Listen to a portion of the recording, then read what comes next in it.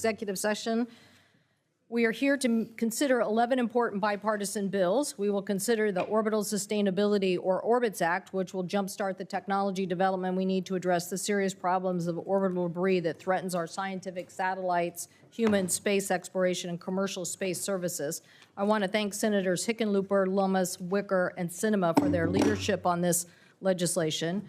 We will next consider the Combating Human Rights Abuses, led by Senator Peters and Lummis. This bill confronts human rights abuses around the world, particularly those suffered by the Uyghur population in China. And by providing training and guidance to the Commerce Department employees, we will equip them to combat violence globally.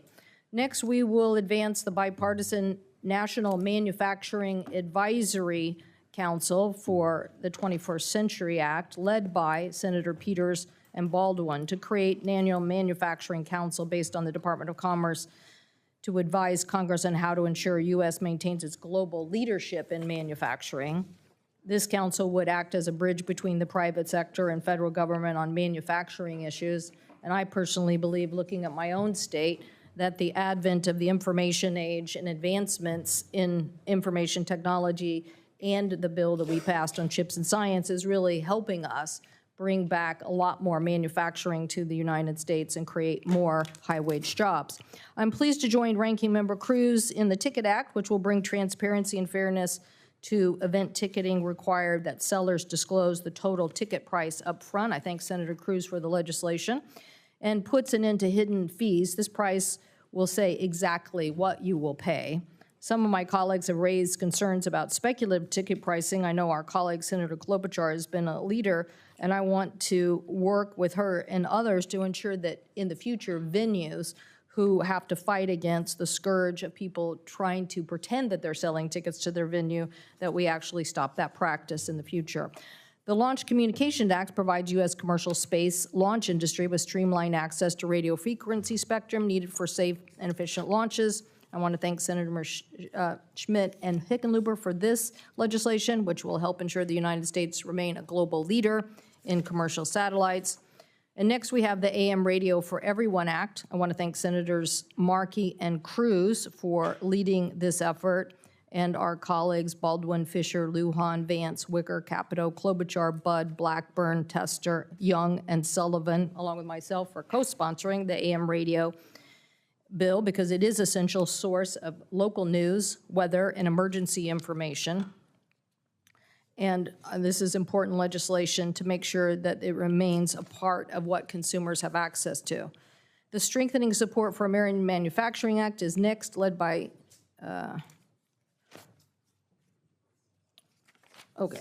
We'll also consider the American Civil Liberties Act, introduction by Senators Klobuchar and Thune. This bill would authorize a cybersecurity literacy campaign to educate more Americans on how to protect against cyber attacks and data breaches. And next, I'm asking my colleagues to support the Country of Origin Online Labeling Act. This bill, led by Senators Baldwin and Vance, requires that online sellers must disclose their product's country of origin. This brings transparency and accountability to the online market and helps consumers make informed choices. Since this committee last considered this legislation, Senator Baldwin and others have worked hard to address the concerns of retailers, agriculture industry, and members on this committee, and I appreciate their hard work in finding solutions. And finally, we are here to advance legislation that we've previously advanced through the Committee on Children's Online Privacy. These remain very important issues. This Markey Children's and Teens Online Privacy Act, or COPPA 2.0, is a vital upgrade to his original legislation in protecting children's health and safety. We know that children or teens are uniquely vulnerable in the online world, and they can be overwhelmed with the complexities of online content manipulated and targeted at them. This bill strengthens protections, closes loopholes, and allows and make sure that we are focusing on children in a broader range of age. It also helps protect, empowers teens, requiring consent for their data can be collected, and we must ensure that we provide better protections. I thank Senator Markey for his tireless efforts here over many years. We also will consider the Kids Online Privacy Act, KOSA. It's long overdue to address the mental health crisis affecting our children with alarming suicide rates, incidents of self-harm, and the social media's impact on children. We have listened to many parents about their support of KOSA legislation and making sure that parents are empowered with tools they need to help protect the well-being of their children. This bill also demands accountability from online platforms, requiring them to prioritize safety and respond to parents. Parents want to make sure that they have the tools at hand. I've heard some advocates, particularly in the LGBT community, about continuing concerns of this legislation. We will continue to work with them on this. This bill isn't the last of privacy issues that we will consider in this committee, and we hope that when we return in September, we will be considering many more other issues related to this as well. So now I'll turn to Senator Cruz for his opening statement. Thank you, Madam Chair. I'm grateful to the hard work of you and your staff working so closely with me and my staff to move multiple bipartisan bills at the markup this morning. There are a few bills I want to mention specifically. First of all, I'm very pleased that we'll be marking up the AM Radio in Every Vehicle Act, which I've introduced along with Senator Markey. This bipartisan bill will make a real difference for Americans across the country. Americans rely on AM radio to provide them with safety alerts, news, talk radio, and music. Unfortunately, several automakers have announced plans to take this important resource out of cars. That's a big mistake. AM radio plays a critical role in delivering emergency alerts. It's also a platform for talk radio and many minority and ethnic-focused stations, all of which are homes for alternative viewpoints and diverse audiences. Given that, it's no surprise that such a large, diverse group of broadcasting, public safety, and other organizations support this bill, and that it's got such overwhelming bipartisan support on this committee. Second, I'm excited that we'll be marking up the Ticket Act, which I've introduced along with Chairwoman Cantwell. Every sports fan, every concert goer can recall a time buying a ticket online expecting to pay one price, only to learn at checkout that the total cost was much, much higher because of hidden fees. The Ticket Act would fix this lack of transparency by requiring ticket sellers to disclose the total ticket price, including all the fees, up front, just like how airlines have to now. Next, turning to the Kids Online Safety Act, or KOSA, and the Children and Teens Online Privacy Protection Act, or COPPA, I'm pleased that we're advancing these bipartisan bills to improve children's online safety and data privacy. America has greatly benefited from the development of the internet, but that development has not come without cost, particularly for children who have been exposed to predators, toxic content, and other online harms. Unfortunately, big tech companies have failed to protect children or give parents the safeguards and controls they need to protect them. KOSA will help safeguard children from these online harms and empower parents. And COPPA will help ensure the privacy of children's data. I want to thank Senators Blackburn, Blumenthal, Markey, and Cantwell for working with me and my staff. I think we've made some significant and good improvements to both bills, like clarifying how tech companies need to obtain parental consent and putting in place guardrails against government overreach. I support voting both of these bills out of committee, although I think there is still more work to be done on them before they move to the floor. For instance, in KOSA, we should consider adding a preemption provision. Since this committee last marked up KOSA, multiple states have passed laws that may be inconsistent with parts of this bill. I don't think it's a good idea to create a new litigation magnet when we will have the opportunity in advance to solve future conflicts. Finally, I want to discuss the Country of Origin Online Labeling Act. I expect every bill but this one to pass this morning on a voice vote. The Country of Origin Online Labeling Act is a good idea. Like many Americans, I want to know what country the products I'm buying in a store or online come from. But I think this bill still has considerable work to be done, and as written, I can't support the bill in its current form. I am happy to continue working with my colleagues to try to get it right, but I will highlight a few significant issues with this bill. First of all, this bill creates inconsistencies in the law that are counterproductive and unfair. It requires country of origin disclosures for foreign-made products sold online, but not for American-made products. Many Americans want to know if a product is made in the USA, and they should be able to know that. This bill also creates a new legal liability for misrepresenting the country of origin of a product. But this liability only applies to online sellers and not to brick-and-mortar stores. This disparity creates an unfair playing field. Second, this bill empowers the FTC to implement and enforce broad country of origin labeling provisions, which is something the FTC has no experience doing. CBP is the agency with expertise in this area. They have raised very significant technical assistance and concerns about this bill, and we should give more thought into whether it's wise to expand the FTC's powers in this novel way, particularly given what I believe is an abuse of power we are seeing in this current FTC. Third, this bill does not resolve the difficult issue of how to determine the country of origin for products made with components from different countries. Getting this right matters because if online sellers mislabel a product, they could be held legally liable by the FTC. That's a big risk for small sellers on sites like Etsy, but also for sellers of politically disfavored products like firearms, which can have component parts that come from multiple countries. Given the Obama administration's history of using federal agencies to attack the firearms industry, I have real concerns giving the FTC an opening to do something like that again. Again, I hope this bill can eventually reach a form that it is likely to pass on the floor and be signed into law, but I think there's a considerable amount of work to be done first. Madam Chair, thank you again to you and your staff for your hard work on this markup. Thank you, Senator Cruz, and thank you for your statement. I now turn to you for a motion.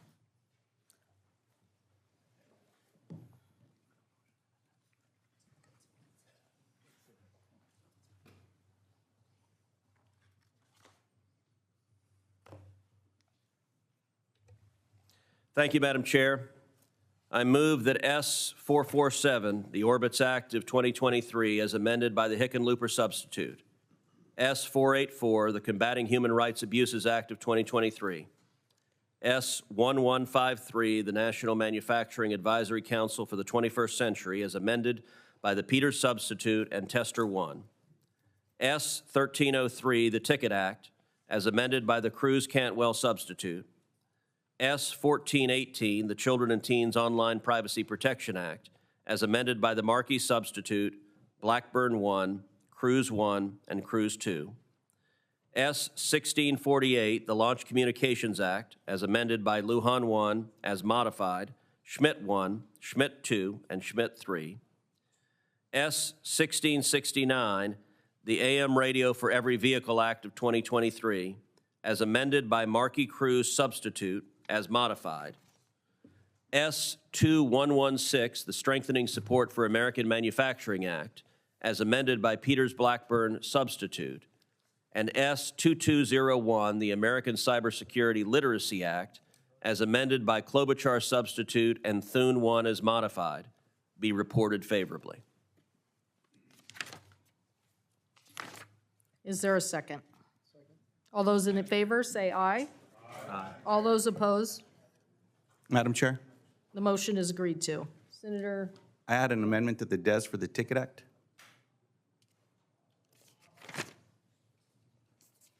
Title Lujan 1.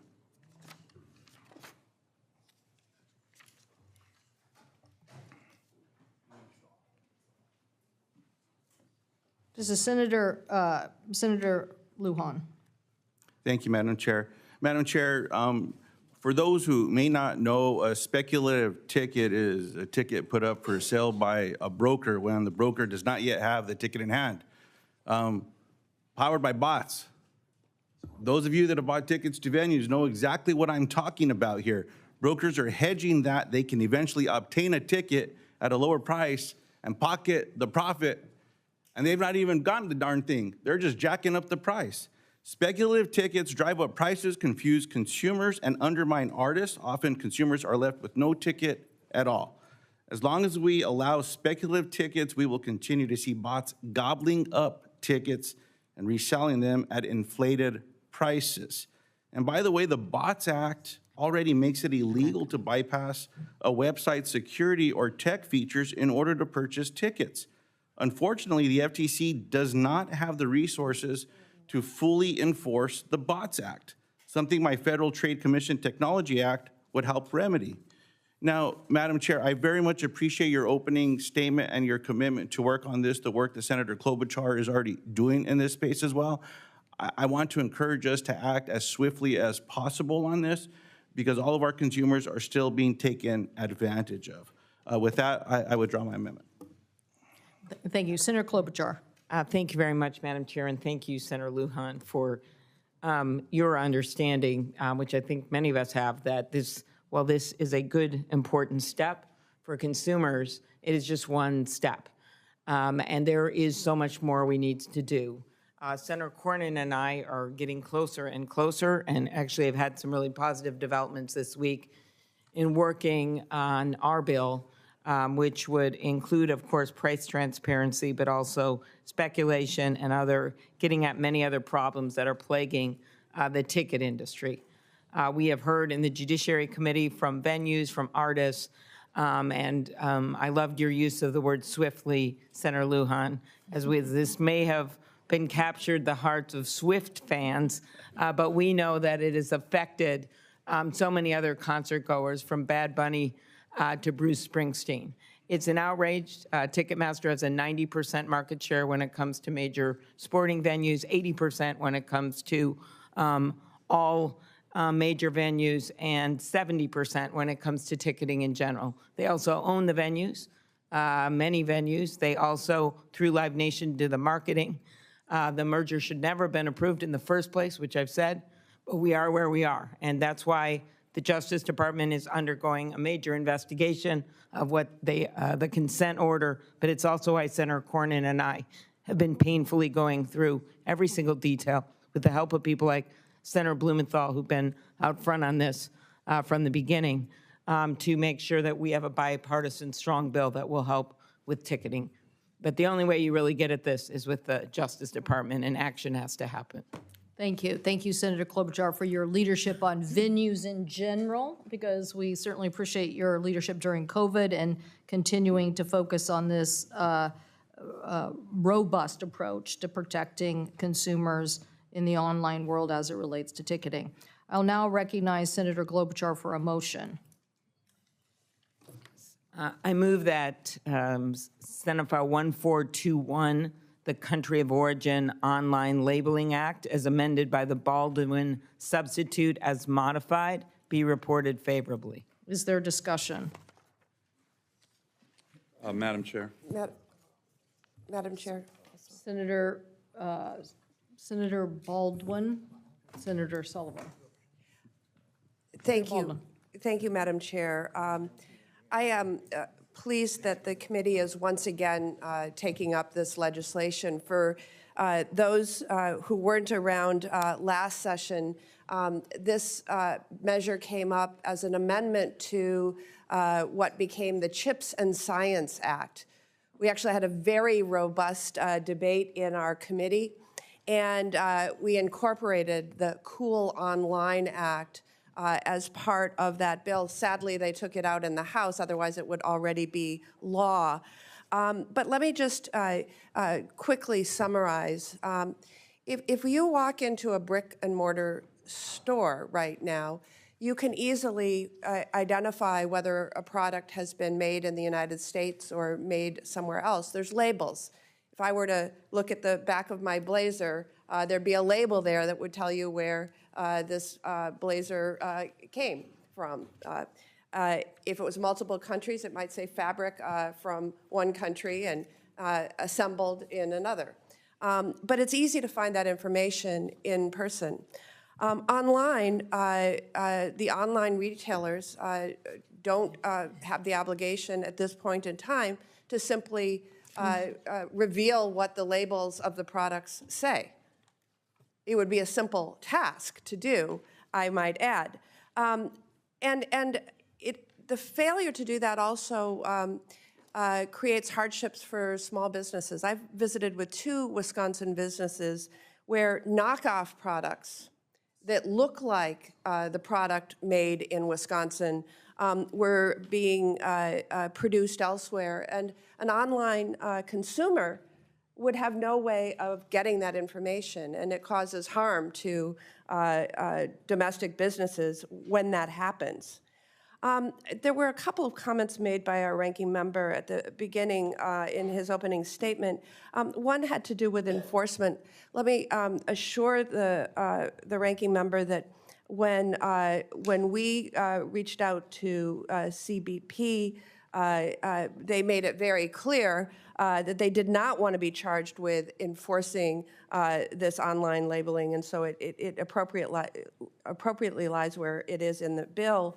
And then lastly, I would say that I appreciated the ranking member through staff offering a number of ideas to improve the bill that we have indeed incorporated, and would simply say to my colleagues, it's high time, especially as we see a transition to more online shopping as we emerge from the pandemic and times where we didn't have the opportunity to go into the brick and mortar stores, that we empower consumers with the information about where the product that they're purchasing was made.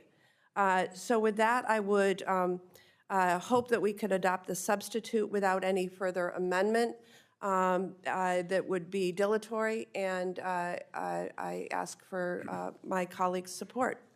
Senator Sullivan. Thank you, Madam Chair. And I want to call up Sullivan 1, and this relates to king and tanner crab and cooked crab and canned salmon, country of origin issues. And I appreciate the members on both sides of putting these issues into the bill, but I also believe that the ranking member has some issues that he's raised that provide for an opportunity with regard to second degrees that are worthy of debate. And so I know some of my colleagues, and I have a lot of respect for Senator Baldwin in particular. We've worked on these issues before, but I'd like to call this up and move forward possibly with what the ranking member has raised as some of his concerns. Senator Cruz. Thank you, Madam Chair. Thank you, Senator Sullivan. I'd like to call up my second degree amendment to Sullivan 1, which is Cruz 1 as modified. And I will reiterate the offer I made in the opening that I and my staff remain more than happy to work with the sponsors of this bill to try to improve it and get it to a point where we have a bill that will get wide bipartisan support. This particular amendment is straightforward. It prohibits discrimination against products made in Israel. This bill grants new and explicit authority to the FTC to promulgate rules and to enforce new labeling requirements of the bill. While I am certain it's not the intention of either of the bill authors, we have unfortunately seen these kind of product labeling requirements, both in the Obama administration and in other countries in Europe, be aggressively weaponized against the state of Israel as a tool for anti-Semitic boycotts, divestiture, and sanction activists. These activists insist that goods made in Judea and Samaria be prohibited from using the term made in Israel in an effort to delegitimize the territories under Israeli control. German activists even went on patrols in German stores to, quote, inspect stores to force labeling of Israeli products, an effort which brings ugly remembrances of past events. It is the unfortunate reality that anti-Semitism is alive and well this day and is reflected in multiple efforts to boycott Israeli Jews. For example, at the beginning of 2021, the State Department began implementing a policy prohibiting aid for joint projects between Americans and Israeli Jews, when the Israeli Jews are doing their research in Judea and Samaria, including in parts of Jerusalem. This policy, I believe, is straightforwardly anti-Semitic. It is a boycott of Israeli Jews. There is no way to relitigate this issue. The United States has never had such a unilateral policy prohibiting science and technological cooperation on the basis of geography. Some say a policy differentiating Israel from Judea and Samaria is necessary to preserve a two-state solution. They say they don't want to prejudice a final outcome by funding projects or legitimizing products in disputed territories. This is simply not true. They are more than happy to fund Palestinian projects or buy Palestinian goods all the time. So my amendment's simple. It says that for purposes of enforcing this act, the FTC cannot discriminate against any community or entity in Israeli territory based on the geographic location of such community. That is, the FTC cannot go around punishing online sellers of goods for labeling their products made in Israel if the products originated from Judea and Samaria. At a time when the United States government is unfortunately pursuing an anti-Semitic boycott and at the expense of the safety, security, prosperity, and health of American people by refusing to fund scientific projects, and when Europe and the EU are engaged in exactly the kind of discriminatory labeling practices that my amendment seeks to prevent, this threat is not hypothetical. With the current leadership of the FTC, it is very easy to imagine a direct assault on Israel. We should therefore be putting guardrails in place on the front end to prevent this kind of anti-Semitic discrimination from occurring in the first place. And I urge a yes vote on my amendment. Thank you, Senator Cruz. Madam Chair. Madam Chair. Yes, I Senator Vance. Just as the sponsor, I just wanted to address a couple of the ranking members' points, and I appreciate the ranking member's offer to continue to work on the legislation. And I frankly think that we could probably have done a better job at getting this in a place where it could earn a broader bipartisan support. And I look forward to working with the ranking member and others to ensure that happens. I know this is not nearly close to done, and Senator Cruz, I hope we will work together on this in the coming months. I do want to address these amendments, not just this particular amendment, but others as well. On the Israel amendment, I think the ranking member makes a reasonable point. I'm actually mildly persuaded by the point, and so I'm going to vote on the amendment. But I also think that it's important to say that there are a lot of good amendments that I think would make explicit protections in this legislation that I don't think are totally necessary. And so I hope my colleagues join me in supporting the amendment, but I hope that if it does fail, as I suspect it will, given where a lot of our colleagues on the other side are going to come out on this, I don't think it justifies tanking the whole piece of legislation. So just wanted to throw that out there. Thank you. Thank you, Senator Vance. I believe this amendment should have been offered in the Senate Foreign Relations Committee, which is the jurisdiction of this issue. And that opportunity existed on July 13th, the State Department reauthorization. However, it wasn't offered.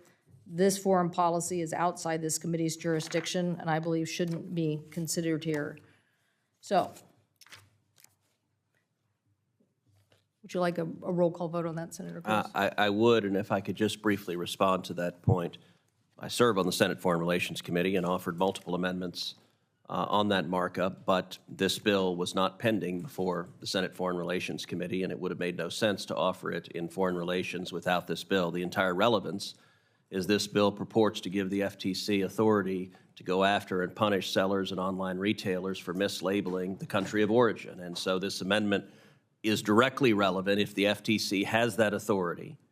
We have seen the Obama administration go after and target Judea and Samaria using these sorts of labeling requirements. We've seen the European Union go after Judea and Samaria using these kinds of labeling requirements. So the threat is not hypothetical, and the reason it's offered as an amendment to this bill because it is this bill that would give the FTC the authority to do it. I think the underlying amendment is more about research and development in these parts of Israel. So with that, if you would like a roll call vote, the clerk will call the roll. Ms. Klobuchar? No. Mr. Schatz? No. Mr. Markey? No. Mr. Peters? No. Ms. Baldwin? No. Ms. Duckworth? No.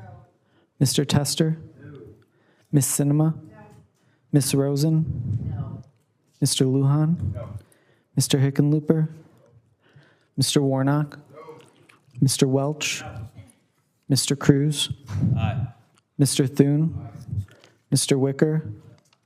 Aye by proxy. Mrs. Fisher? Mr. Moran? Mr. Sullivan, Mrs. Blackburn, Mr. Young,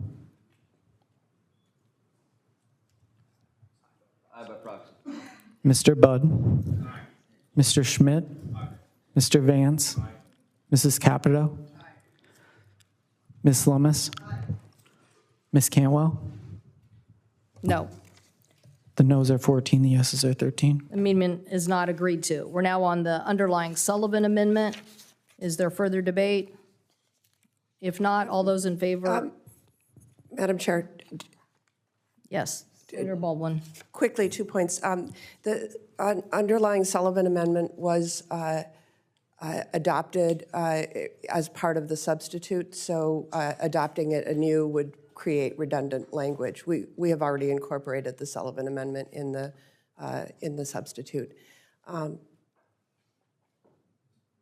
Thank you. Maybe it can be withdrawn? Madam Chair, to that point, as long as that language is still in the underlying bill, I would move to withdraw that amendment. Great. Senator Klobuchar motion is now on passage. I'd ask for a roll call.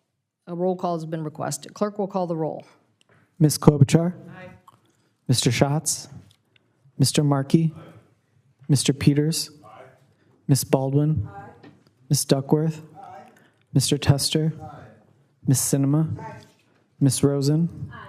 Mr. Lujan. Aye. Mr. Hickenlooper. Aye. Mr. Warnock. Aye. Mr. Welch. Mr. Cruz. No. Mr. Thune. No. Mr. Wicker. No by proxy. Madam Chair, what's the vote right now? On final passage of The the overall. Baldwin bill. Mrs. Fisher. Mr. Moran. Mr. Sullivan. Mrs. Blackburn. Mr. Young. No by proxy. Mr. Budd. Mr. Schmidt. Mr. Vance. Mrs. Capito. Ms. Lummis. Ms. Cantwell. Aye. The yeses are 16, the noes are 11.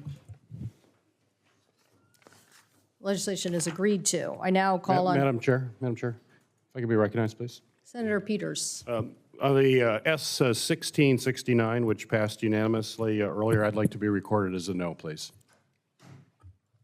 So noted. Call on Senator Cruz for a motion.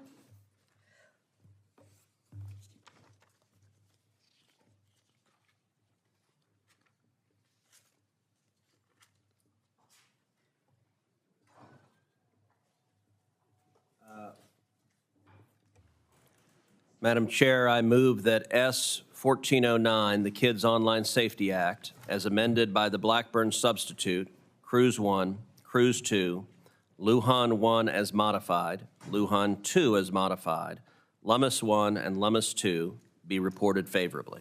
Is there a second? Madam Chair. Is there a second? Thank you. Discussion. Madam Chairman? What, Senator Schatz? Thank you, Madam Chair. I call up Schatz 4. We are in a crisis. We are now more than a decade into the largest epidemic of teen mental illness on record, and we know exactly what's driving it. Social media and its algorithmic boosting that uses kids' personal data to manipulate them. This started in around 2012, coinciding with the release of smartphones with front-facing cameras, and it is continued in lockstep with the popularity of apps like Facebook, Instagram, and TikTok. And the business model is very simple. The duration of a user on the app and the extent to which they engage with the content is directly correlated to ad revenue. And so social media companies have stumbled upon a stubborn but devastating fact. The way to get kids to linger on platforms and maximize profit is to upset them, to make them outraged, agitated, scared, vulnerable, despondent, anxious, suicidal, homicidal. And the results are catastrophic. A study from the CDC has found that nearly two-thirds of high school girls and one-third of high school boys feel persistently sad or hopeless. And 22% of all high school students, 22% of all high school students have seriously considered suicide in the preceding year. Now, I have a bipartisan bill now with more than 10 members called the Protecting Kids on Social Media Act, and it is a common sense, bipartisan approach to help to stop this suffering. Following the Surgeon General's recommendations, it prohibits users under the age of 13 from accessing social media platforms at all. I want everybody to understand how crisp that is. I want everybody to understand that that is the collective judgment that we're eventually going to have to make. Are these things safe at all? Is there any public policy upside for a 9-year-old to be on TikTok and to get body image issues and to become increasingly despondent and never leave their house and constantly stare at their phone? That is what's happening. Ask any parent. Ask any parent. And I will note that many of the co-sponsors of my legislation are parents. It requires social media companies to verify the age of their users and raises the verification standard so you can't just click a button and say, yeah, I'm 18. It requires parental consent for users 13 through 17, letting families make best decisions for their children. And for users under 18, it bans algorithmic boosting, which is euphemistically described as personalized recommendations by the tech companies. As for-profit businesses, social media companies have a responsibility to maximize revenue, and what does that mean? They have a responsibility to systematically create a mental health crisis in this generation of kids and the generation to come. No child should get anxious going on YouTube. No child should be depressed from TikTok. No child should want to kill themselves because of what they saw on Instagram. And by instituting these simple and straightforward guidelines, we'll be able to give the next generation some hope and some safety. I've had a very productive conversation with the chair and a brief conversation with the ranking member. And I won't speak for her, but I am very confident that we're going to be able to work towards a markup in the fall. And so, therefore, I withdraw the amendment.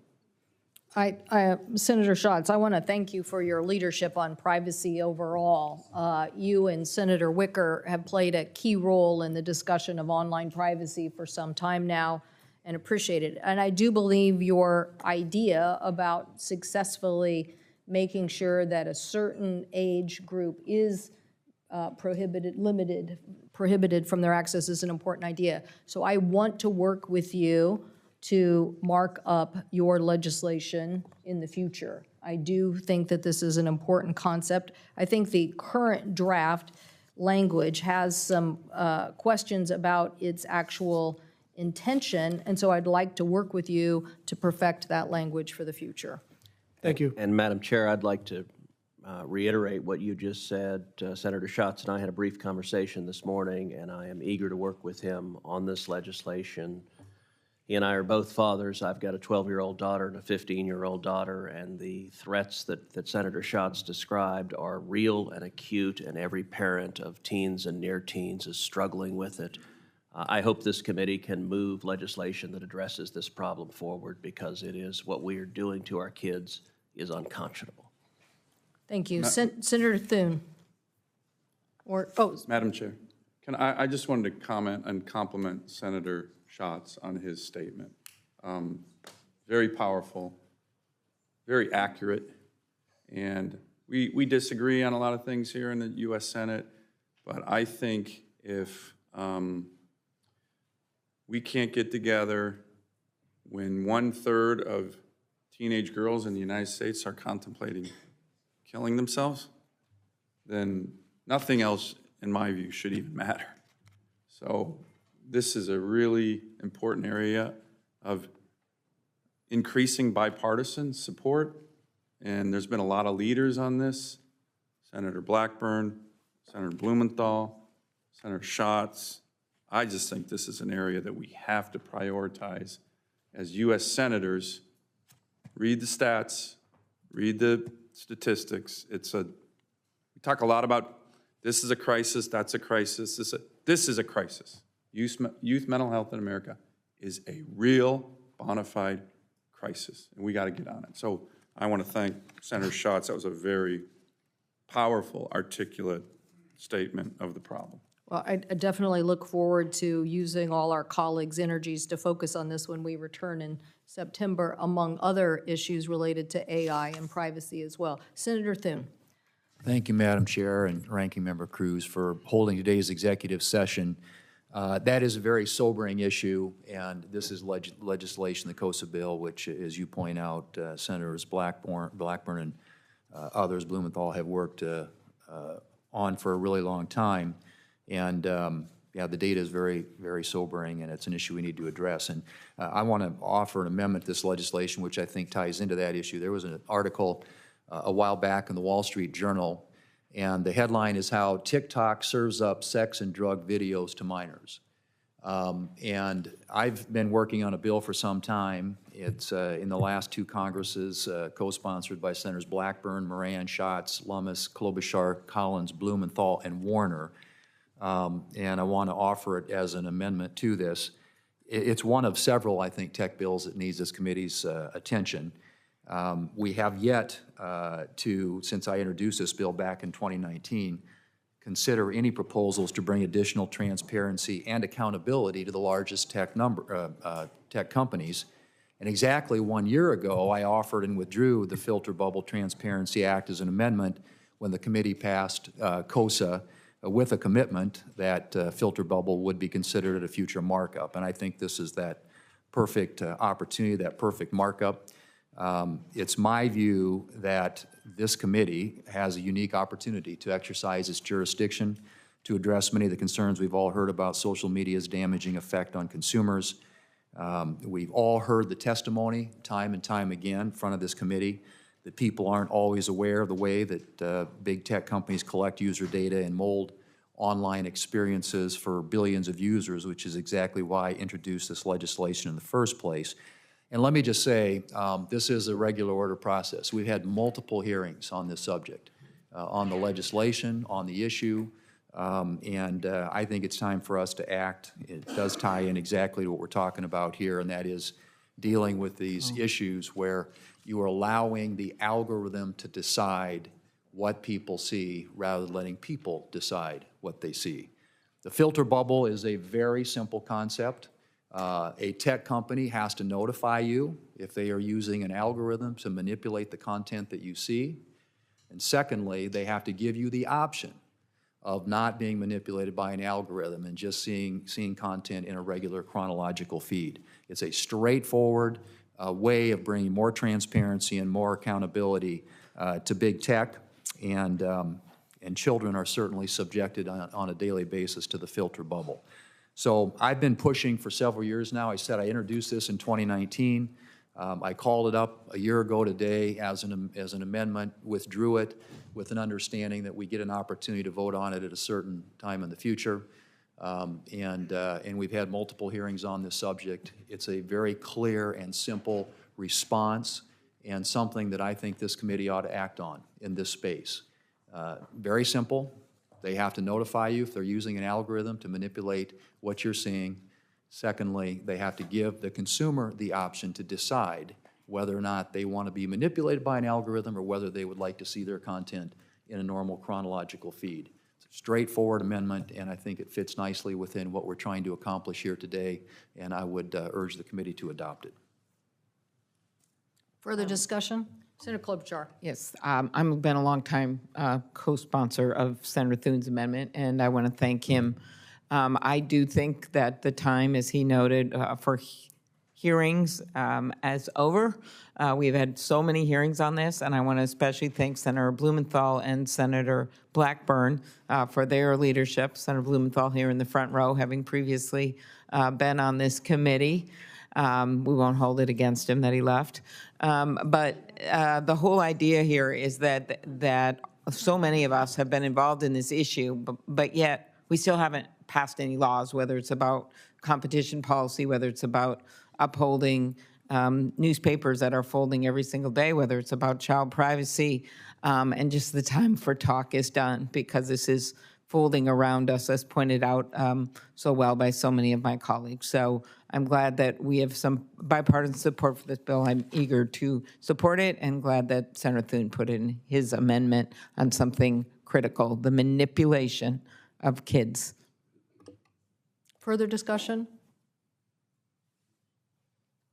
If not, all those in favor say aye. Aye. Opposed? The amendment is agreed to.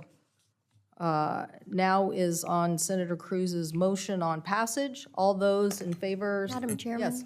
I- Senator Blackburn. Pardon me, thank you so much. Of course, we are appreciative of the markup today, and Senator Blumenthal is here today.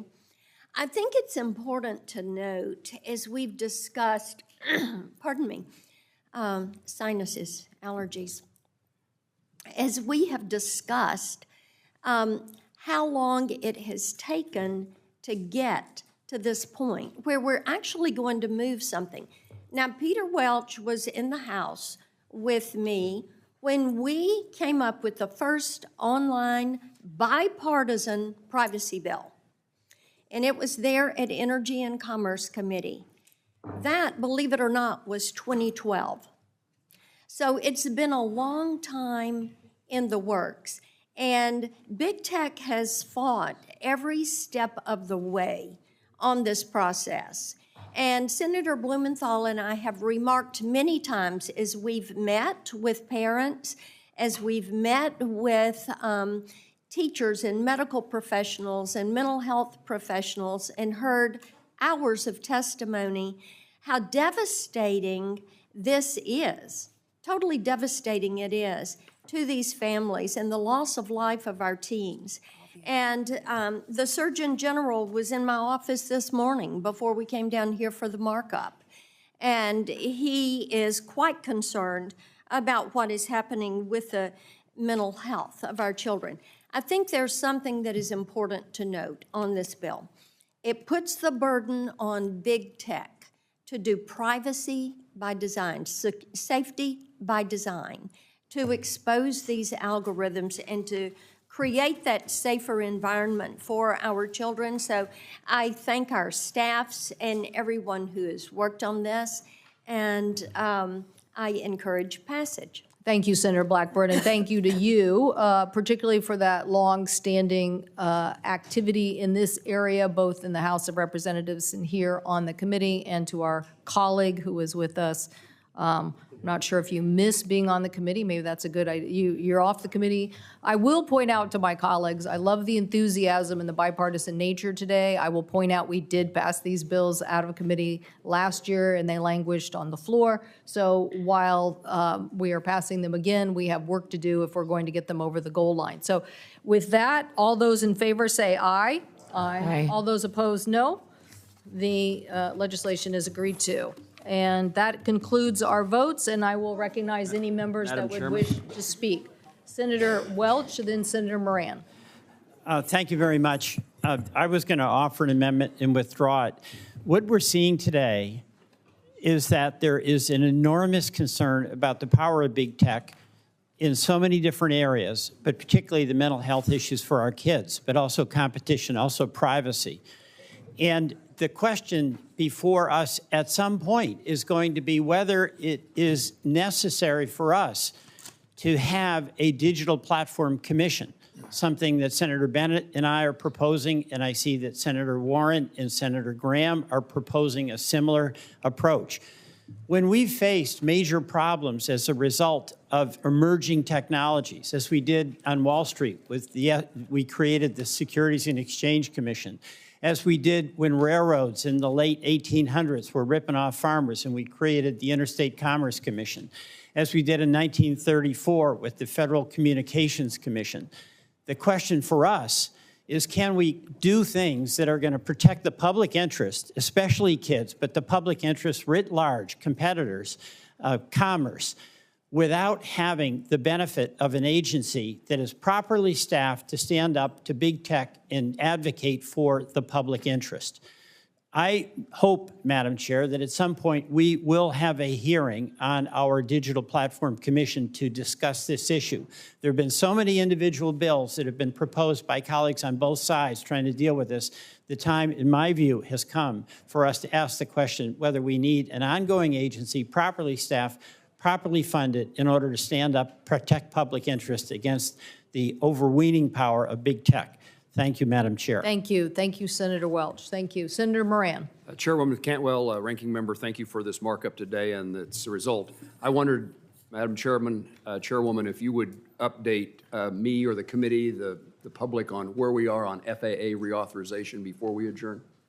Well, I think that Senator, for his inquiry, I would very much like to move an FAA bill for many, many reasons.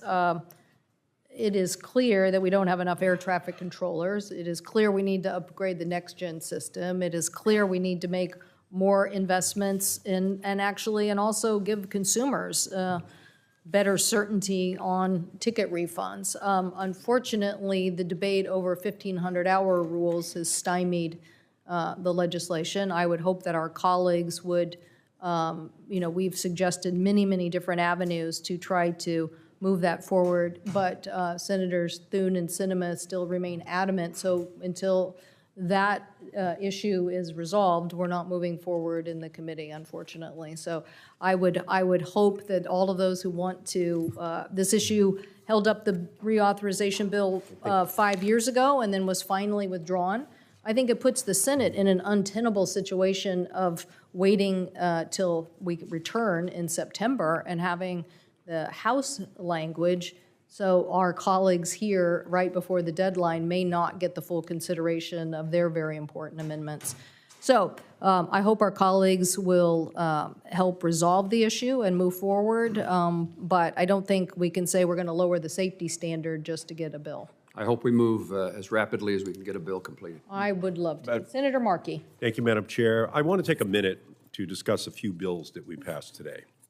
First, my Children and Teens Online Privacy Protection Act. Thank you, Madam Chair, and Ranking Member Cruz for including this legislation on today's agenda and for working with me to build a strong bipartisan coalition behind this bill. And I appreciate both of your partnerships on these issues. I also want to thank Senator Cassidy, who has been an incredible partner on this legislation. And thank you to the experts at groups like Common Sense Media, Center for Digital Democracy, Fair Play, and the American Academy of Pediatrics for their excellent work on children and teens' privacy. Protecting kids online has long been a priority of mine. Actually, when we passed the 1996 Telecommunications Act and I was the principal Democratic author, I had a Privacy Bill of Rights in for everyone in our country. And it got knocked out in the Senate. I got it passed in the House. And I had to come back in 1998 to try to get all adults, to try to get kids at 16, but I had to settle for age 12. And that's been the law since 1998. Age 12 and under get protected. And that's the law by which all these major companies all get sued. And I've been trying for 25 years to increase the age because, as I said in 1996, it's going to cause a mental health crisis. As I said in 1996, this is going to cause harm to children in our country. As I said in 1996, this is something that's going to turn into a crisis in our country as young people's privacy is, in fact, compromised. This is not a new issue. This is an issue that's been lingering out there for a generation. So it's time for us to finally come to work to grips with it. Yes, I was able to break down all the monopolies in the 90s. Yes, I was able to break down the telephone and cable and other monopolies, which they had held on to preciously. But in the deal, all we could get was protection for kids 12 and under. We have to do much, much more. So, as I've said over and over again over the years, last year, 1 in 3 high school girls contemplated suicide in the United States of America. Let me say that again. 1 in 3 girls in America contemplated suicide last year. 1 in 10 girls attempted suicide last year in the United States of America. And amongst LGBTQ youth, the number was more like 1 in 5 attempted suicide last year. That number is staggering. And we have to do something about it in this country. Kids' data, their personal information, is the raw material that big tech uses to power algorithms that push toxic content that harms children, that harms teenagers. We have to address this straight on. Today, the committee took an historic bipartisan step towards stopping big tech's targeting, tracking, and traumatizing of the young people of this country every single day. We are sending a loud message to big tech that enough is enough. Enough prioritizing money over mental health. Enough prioritizing profits over people. Enough prioritizing growth and business over young people in this country. It is time for Congress to meet this moment and to act with the urgency that these issues demand. I thank my colleagues on the committee for their support. We need to pass this children's and teenage privacy protections this year. We are in a mental health crisis. I've said this over and over and over again. I've introduced this bill over and over and over again. We have to update and upgrade who gets these protections and how strong they are. That is what we passed today out of this committee. It's absolutely, without question, something that should be at the top of the priority list. Yeah, we should be concerned about Taiwan. Yes, we should be concerned about Ukraine. But you know what's killing Americans right now? It's this. It's this. And you know who's dying? Young people. It's young people. So if we're going to be saying we got to strengthen ourselves against the Chinese, we got to strengthen ourselves against the Russian, let's strengthen ourselves against the tech industry in our own country, preying upon, taking advantage of the vulnerability of young people, their susceptibility to this marketing. So that's why today is a historic moment, and we have to finish this job this year. And second, I want to thank Ranking Member Cruz for his partnership on the AM Radio for Every Vehicle Act. This bill is about safety technology in an increasingly unsafe climate. It grew out of warnings from emergency management officials that the removal of AM radio from vehicles posed a distinct threat to public safety. Our important bill will ensure that all vehicles, including electric vehicles, are equipped with AM radio and have access to critical alerts during emergencies. Recently, there have been a rising number of concerns about this bill's impact on electric vehicles. I want to be clear. We must transition away from gas-powered vehicles to the cars of the future. But as we move to a cleaner, greener future, we must also face the consequences of decades of carbon-belching cars on our roadways, extreme heat, extreme storms, other climate-fueled disasters. When those storms strike, created by greenhouse gases, EV drivers and passengers deserve to have the same access to AM radio as their counterparts in gas-fired cars. They should be able to get the warnings on their AM cars, what to do, where to go. There's a tornado heading your way in rural America. Black-owned, Hispanic-owned radio stations, they're on AM radio. They shouldn't just disappear during the electric vehicle revolution just because some companies say they can't figure out how to do this, just because some companies say we know how to have a space rocket can go to the moon. We know how to invent electric vehicles, but we can't figure out how to keep AM radios in those new cars? Come on. Come on. Let's ensure that we keep the best of the past as we move to the future. So we worked hard, Senator Cruz and I, to modify our bill to give small manufacturers extra time to comply with the new AM radio rulemaking. And we stand ready to work with the EV community to make this bill as workable as possible. My door is open, but I refuse to accept the false choice of safety during emergencies and developing the cars of the future. We must do both at the same time. And finally, I think it's important for us as well to move forward on all of the legislation, but I would like to say that over the past few months, I've heard concerns from my constituents and civil rights groups about the Kids Online Safety Act and its potential impact on LGBTQ youth and other online communities. I commend the authors for their work on the bill, but I want to continue to work to modify the bill to help fix the concerns that the LGBTQ community has been raising.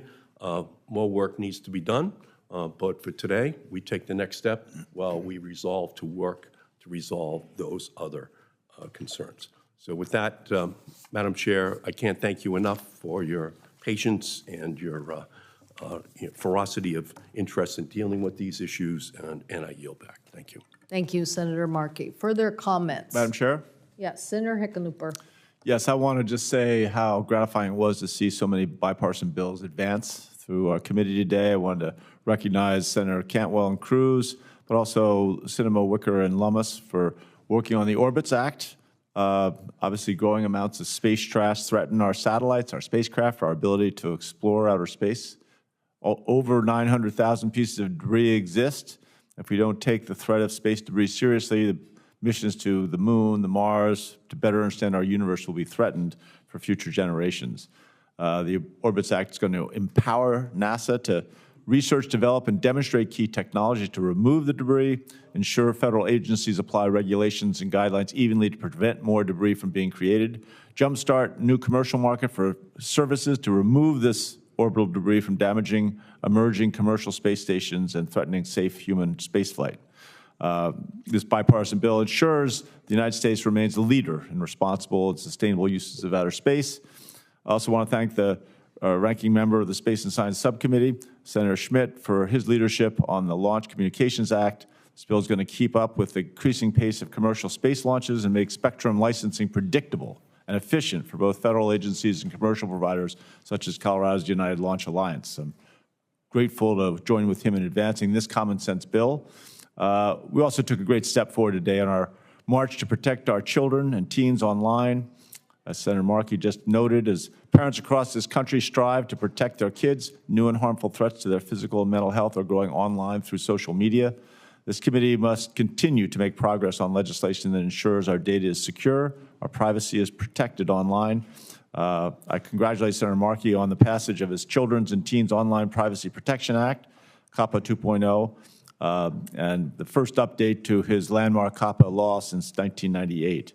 As chair of the Subcommittee on Consumer Protection, Product Safety, and Data Security, I'm proud to have worked with Subcommittee Ranking Member Blackburn, Senator Blumenthal, and colleagues on both sides of the aisle to advance Kids Online Safety Act.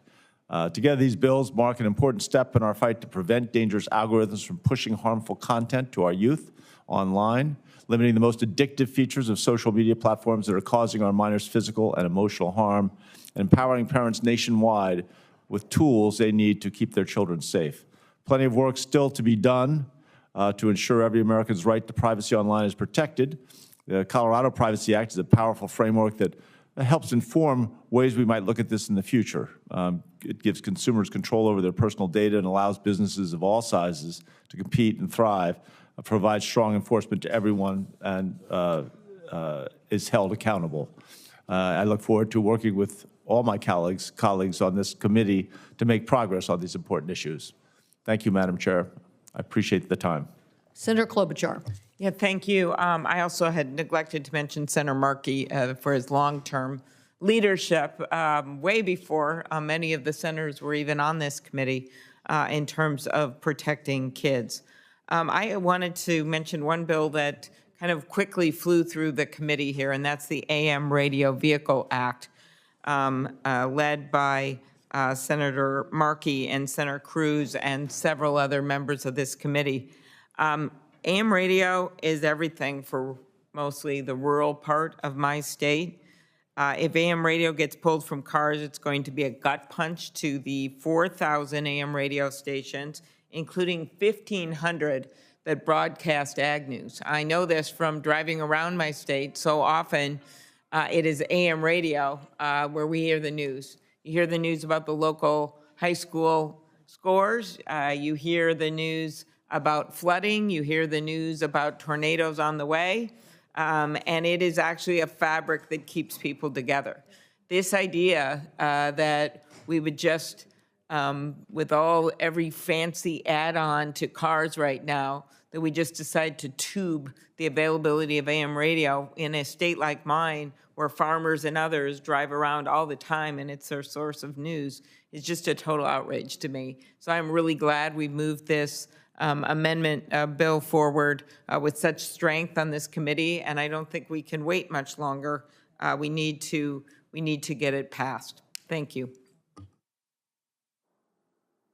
Okay, I don't see any further comments unless the ranking member, then thank all my colleagues and the staff for getting this legislation out the door and for all their great contributions, and the committee is adjourned.